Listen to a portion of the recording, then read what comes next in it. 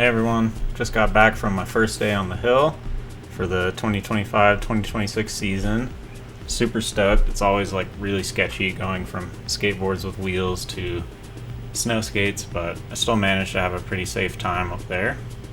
I even got like a couple 360 skids with the selfie stick, so that's going to be pretty hype. I'm going to shut up, let some footage roll, but stick around to the end if you want. I'm going to do a little channel life update.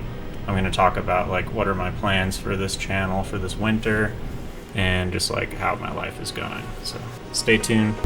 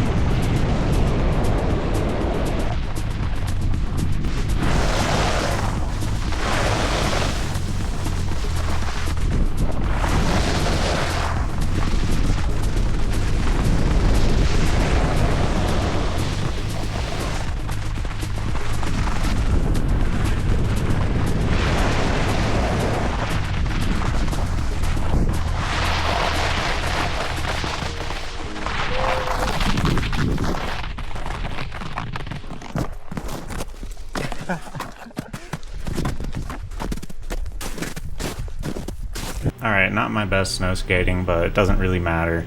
Snow skating is just like so aesthetically pleasing. So this winter there's two new things happening with this channel that I want to talk about. If you've been following me, you know that I'm a Donek ambassador now, which means that you can order my snowskate sub deck from Donek. I'm actually working on a new design this winter, so it's going to be totally symmetrical for switch riding, and that's more like what I would steer you towards. But that one's in the shop, it's getting tuned. So I'll be making in-depth videos about the different snow skates, their designs, and like how to go about putting together your own setups. I'm also going to do some tutorial videos and spend some time doing demos. So if anyone locally wants to link up, I've got several snow skates and we can go for a little demo ride. So that's the Donek side of things.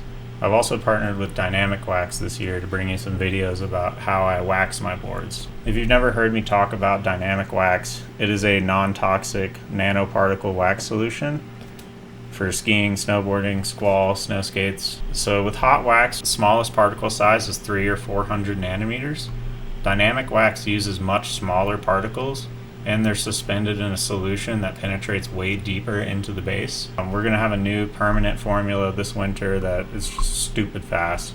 It's faster than like whatever Clark Griswold uses on his saucer in Christmas Vacation. And when we say permanent, like it really is permanent. The way it works, you'll use the permanent solution first, and then you top it off with the ghost solution, which is what this is. So in my experience, once a base is permanently treated with dynamic, it remains faster than wax for at least 60 days. And then after that point, I'll hit it with the ghost spray whenever I feel that it's like starting to slow down a little bit.